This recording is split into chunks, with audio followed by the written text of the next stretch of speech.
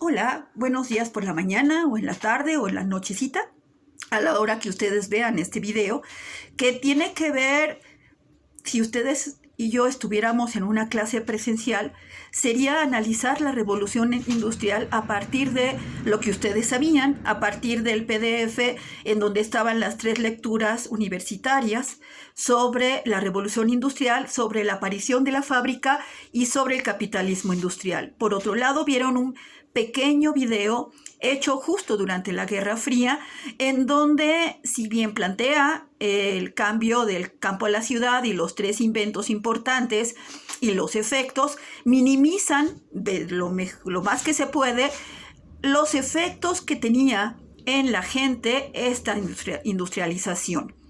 Mi base de lectura es de Manuel Casadero, que fue un profesor estupendo en la Facultad de Filosofía y Letras hace mucho tiempo ya, que publicó o le publicaron en el Fondo de Cultura Económica Las Revoluciones Industriales. Su primera edición es de 1995 y sigue totalmente vigente aquello que le preocupaba.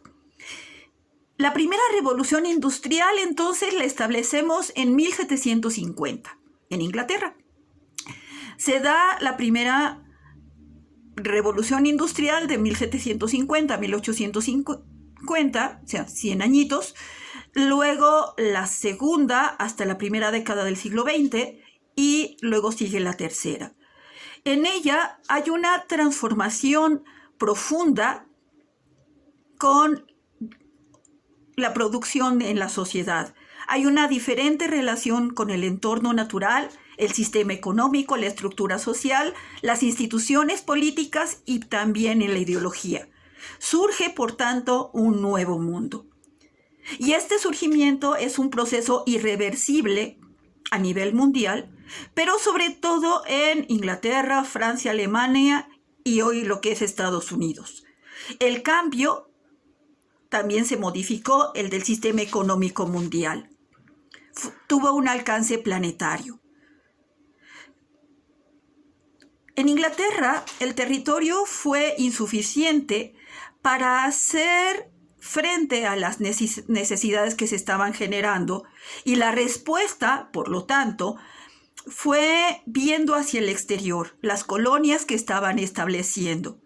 Y estas colonias les va a permitir hacer que este proceso sea de escala mundial, sea para ser proveedoras de materias primas o de mano de obra o de mercados cautivos, pero entonces va más allá. También se va a ir modificando la relación con la naturaleza. Hay un cambio en la economía, en la forma de gobierno, en la mentalidad, y por lo tanto todos los aspectos de la existencia social se modifican. Se ha artificialmente, o para poderla aprender a estudiar, se ha dividido en 3 etapas: primera, segunda y tercera revoluciones industriales. En ella, el progreso técnico es el factor importante del desarrollo económico, en el que interactúan el cambio tecnológico y la economía de la sociedad. Esta relación muy fuerte, economía, sociedad, es la que va a denunciar Carlos Marx en 1860 en su manifiesto del Partido Comunista y en los diferentes textos, porque se alarma de los efectos negativos para la sociedad este proceso de industrialización y de cambio de capitalismo. Hay una relación fuerte entonces entre la ciencia y la tecnología que va a involucrar ecología, ideología, política, sociedad y economía. Hay que hacer una diferencia grande entre un invento y una innovación tecnológica.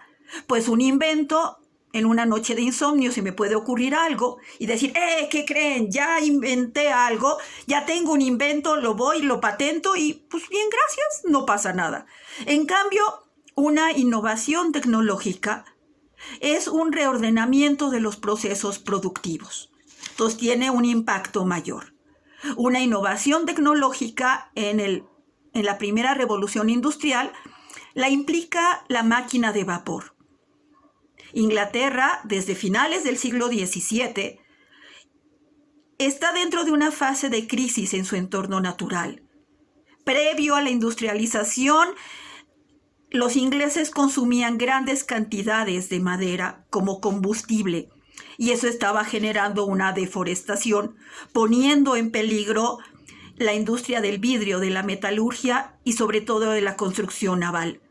Si Inglaterra es una isla, su comercio naval, el marítimo, va a ser muy importante.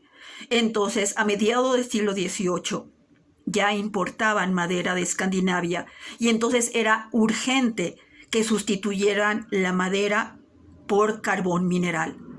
Ese carbón que vamos a ver en la película de Germinal en un caso de mediados del siglo XIX, porque va a ser estas minas de carbón muy importantes para la generación de energía y por otro lado evitar la deforestación.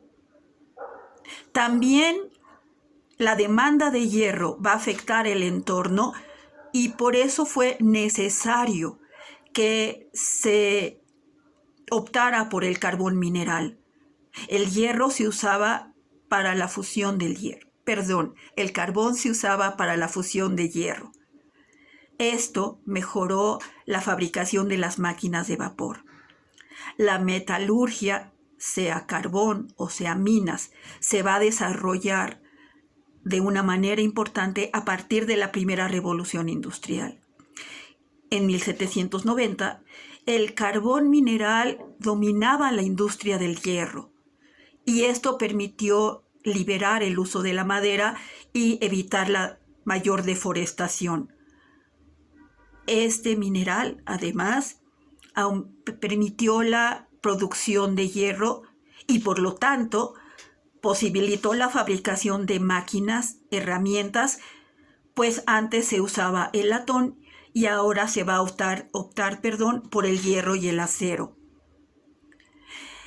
Esto que les digo generó un reto de desarrollo de la tecnología para que permitiera bombear agua en las minas cada vez más profundas para obtener el carbón que a su vez van a desarrollar para todo lo que ya les comenté. En 1698 inventaron una máquina de vapor para drenar el agua. En 1708 ese invento se va a mejorar y va a provocar un cambio tecnológico. Watt, el que nos enseñan en la escuela, mejoró en 1765, la patentó 4 años después y se organizó la producción industrial de máquinas de vapor. Esta construcción masiva o mayor de máquinas de vapor va a permitir el desarrollo de metalurgia, pues hay mayor demanda. Además de las innovaciones en la industria pesada, también se da en los bienes de consumo, como el telar. ¿Se acuerdan que habíamos dicho que una necesidad desde el hombre prehistórico era la necesidad de cubrirse, así como comer y así como tener una habitación? En lo textil se usaban técnicas antiguas, desde muy antiguas hasta la Edad Media. Y había un trabajo doméstico, toda la familia estaba abocada a usar el textil, a trabajar en el textil. Se trabaja en el hilado, en el tejido y en la coloración. En el siglo XVIII, para la elaboración de hilo se usaba el uso desde la Edad Media y luego se incorporó la rueca. Acuérdense de La Bella Durmiente o de la foto clásica de Gandhi. Se requerían de 8 a 10 hiladores para un tejedor y eso generaba escasez de hilo y un mayor trabajo de estos hiladores. Era un trabajo eminentemente artesanal. Si recuerdan el video, el pequeñito, Spinning Jenny en 1764 genera un proceso distinto con mayores hilos, ¿sí? Y en 1769, lo que en el video nos dice de que parecía algo de brujería porque había muchos ruidos, porque utilizaba la energía hidráulica, genera un enojo muy grande de los desplazados, aquellos que les dijeron pues ya te puedes ir porque pues ya no eres necesario. Para 1771, entonces, mejoraron el hilo y le asociaron al trabajo textil la máquina de vapor. Y eso permitió la instalación de fábricas. En 1782, por ejemplo, solamente había 2 fábricas, pero ya para 1802 aumentaron a 52. Esto hace que tuvieron mayor producción de hilo y fue necesario exportarlo por un lado, pero por otro lado necesitaron mejorar el telar. También cambió el proceso de coloración con el uso de químicos. Importaron algodón para la producción de algodón y entonces esta revolución industrial hace por un lado la producción de algodón, la mejoría en los textiles y el trabajo del hierro para la parte fabril. Los transportes, por otro lado, también van a sufrir un cambio, dado que son los canales los que van a ser demandados. Hay mayor necesidad de construir canales y ya para 1830 la fabricación del ferrocarril. Esto va a permitir muchísimo el cambio de un transporte de tracción animal a la locomotora en 1804, el barco de vapor, que este barco de vapor, como también la locomotora, va a requerir un trabajo de un desarrollo de metalurgia, un trabajo o diseño y producción de máquinas, herramientas y de máquina de vapor para hacer un transporte eficiente y barato. Estas innovaciones tecnológicas caracterizan, por un lado, la revolución industrial y tuvieron un carácter estructural. El funcionamiento económico de una sociedad no tiene sentido en sí mismo, sino al integrarse con la dinámica, por un lado, política y social, y al final ideológica. Estas dimensiones planetarias hacen que Inglaterra se convierta en un polo de desarrollo de este sistema económico mundial. Inglaterra era una nación unificada, dotada de, fue conformándose en un vasto imperio. En cambio, España estaba integrada por regiones empobrecidas. Alemania todavía no existía, sino solamente eran muchos reinos y señoríos. El más importante es Prusia. Austria era una especie de híbrido constituido por muchas nacionalidades.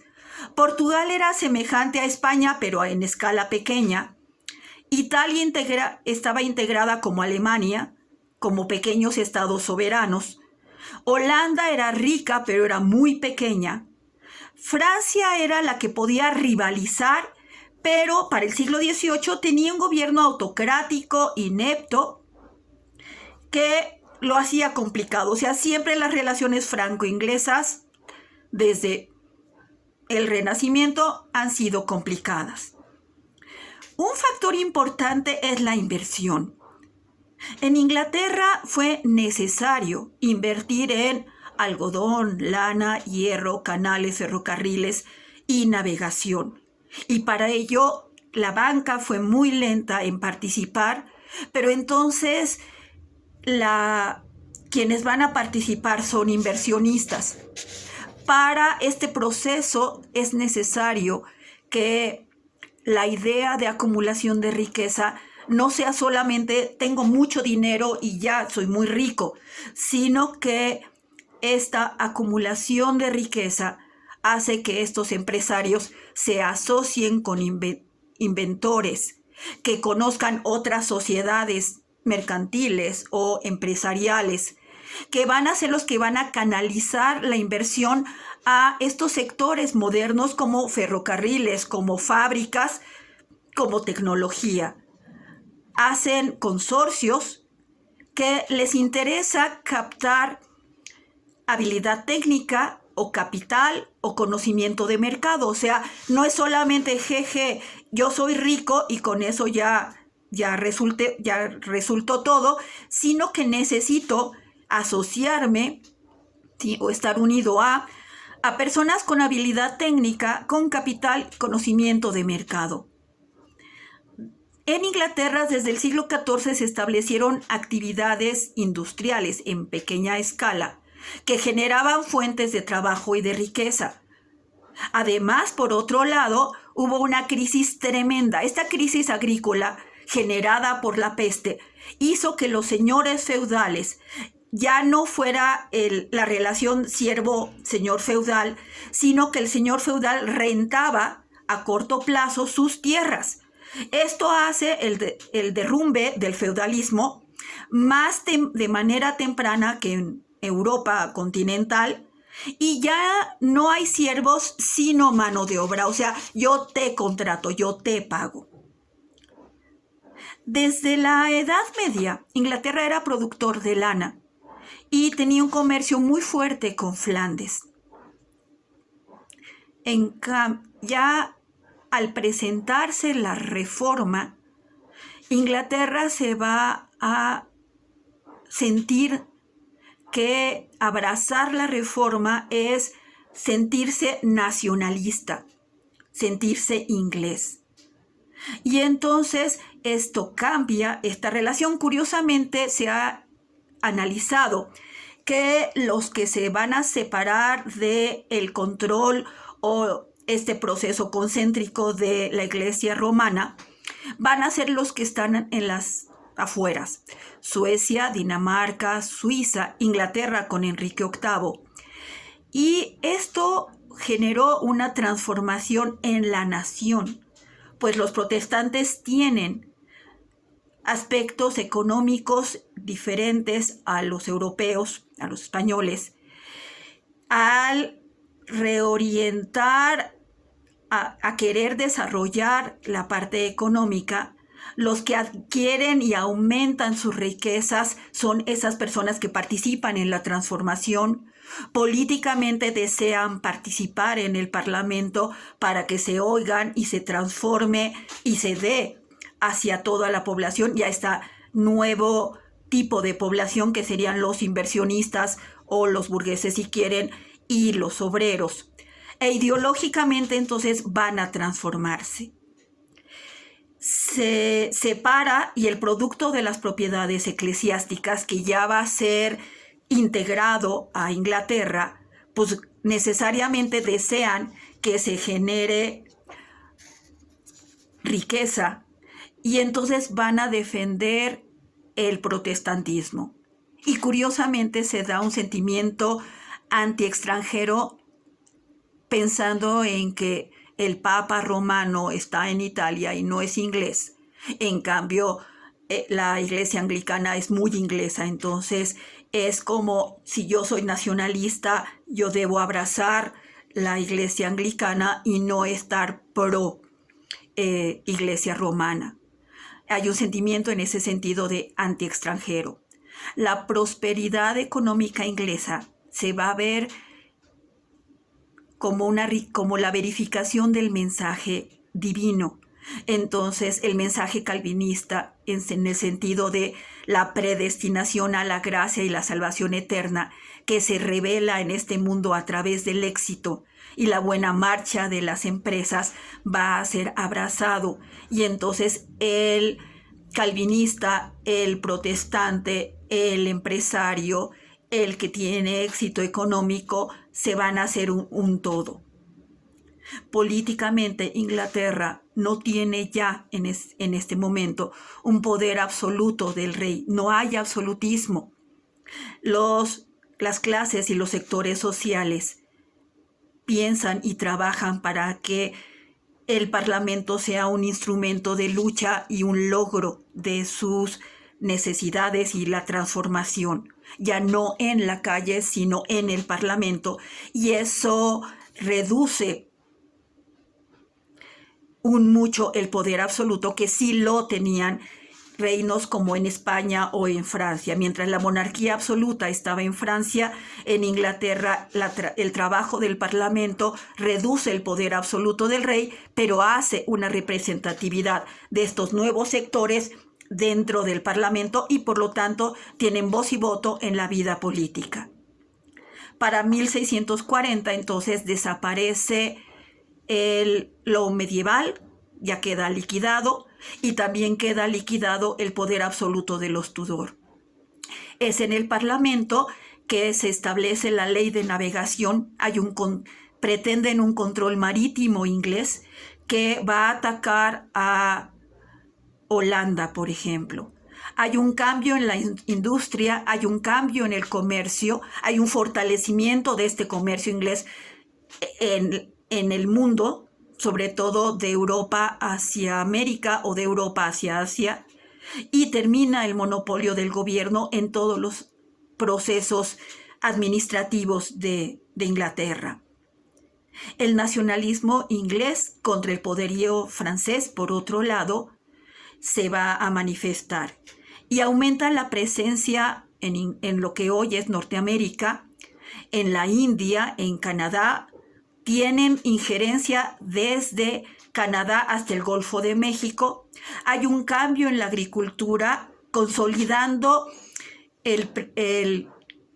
la agricultura en unidades productivas, ya no en feudos. Y entonces esta sociedad se va a ir modificando en todos sus aspectos. La sociedad entonces es receptiva del mensaje calvinista. La predestinación de la gracia y la salvación eterna se ven vinculada con este éxito que están teniendo y con la buena marcha material. El trabajo ya no se ve como el castigo divino al pecado y que debía soportarse para producir mínimos satisfactores indispensables para existir. Ahora, la riqueza obtenida por la actividad productiva es el signo visible de la gracia de Dios. Este proceso industrial ya no tiene como eje la fe que ocupaba hasta la Edad Media, y entonces cambia la forma de interpretar el mundo para darle paso al racionalismo. Este racionalismo lo conocemos por la enciclopedia, por la Escuela Clásica de Economía. Ya se le da el centro no solamente al hombre como en el Renacimiento, sino se le da el centro a la ciencia, a la tecnología y a la razón, y no a la fe. Esto no quiere decir que van a ser ateos, sino que la transformación es: voy a utilizar la ciencia y la tecnología para resolver las necesidades y desarrollar mis satisfactores. El trabajo intenso, algo que se llama la frugalidad, que es vivir, hacer la vida cotidiana con frugalidad, con lo necesario. O sea, no vivir así de lujos exagerados ni dispendios, sino con lo que se necesita. Y el ahorro van a ser estos tres elementos las recetas para el progreso económico. Y la riqueza resultante de estas tres cosas, o sea, del trabajo real, de ahorrar, de vivir con lo necesario y trabajar mucho, mucho, ya no se considera que sea un obstáculo para la salvación eterna, sino que es un signo de que Dios se manifiesta en la riqueza y en los éxitos, y entonces quiere decir que estoy predestinado a ir al cielo cuando me toque, porque pues quiere decir que Dios sí se manifiesta y el éxito que yo tengo es la manifestación de que mi trabajo sí funciona, que sí es bueno para Dios, por lo tanto el éxito también es bueno para Dios. Y se desarrolla una actividad muy fuerte en la comunidad. Los puritanos van a estar presentes de una manera muy importante.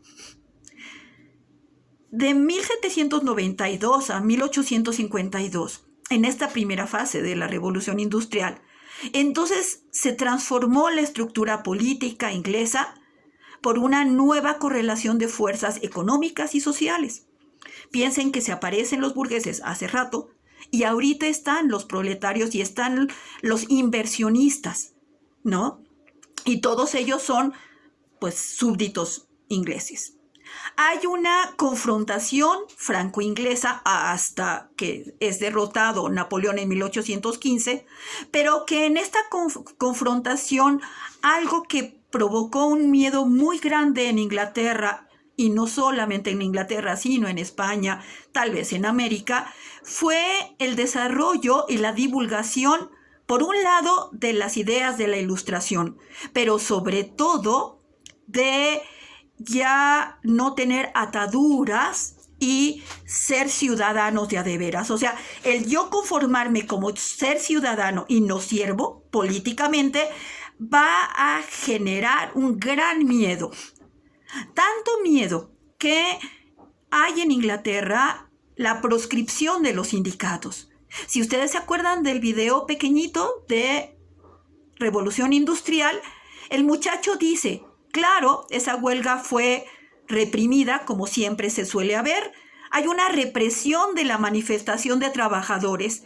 Hay una prohibición de la existencia de los sindicatos porque hay un temor a que ellos tengan más poder que el inversionista, que el que genera los dueños de las fábricas. Los trabajadores fabriles están en este momento aislados, reprimidos, carentes de una organización, no tenían condiciones para cambiar el orden político establecido. Hay una gran violencia en los trabajadores, aquellos que van a ser desempleados porque entra la tecnología donde estaban trabajando, pues genera un gran enojo. Y este enojo va a ser traducido en abrazar las ideas socialistas. Eso lo vamos a poder ver en la película de Germinal, porque en este problema que tiene la mina de Germinal y que les reducen el pago, y entonces eso provoca grandes enojos porque de por sí tenían un bajo sueldo. Los que se presentan como, sí, tú lucha por tus derechos, es un líder socialista y un personaje anarquista. Pero esto se va a dar como reacción a esta contención que se hace de la lucha por los derechos de los obreros, y estos obreros que apenas se generaron con las transformaciones de la revolución industrial. Revolución industrial que tuvo efectos a nivel mundial, que es un fenómeno de dimensiones planetarias, que tiene innovaciones tecnológicas, textiles, ferroviarias, que en el caso de los ferrocarriles, el primero va a ser en 1830, y que a lo largo del siglo XIX van a transformar el transporte, tanto terrestre con los ferrocarriles como marítimo con el barco de vapor, que en la revolución industrial requirió el establecimiento de una base energética superior a la que se tenía hasta ese momento. Por lo tanto, es un cambio grande. Desafortunadamente, hay regiones en donde no se integraron al desarrollo de la revolución industrial, sino que se formaron como conjuntos subdesarrollados. Llámese ciertas colonias de Inglaterra, de Francia, de Alemania, que luego veremos. Gracias.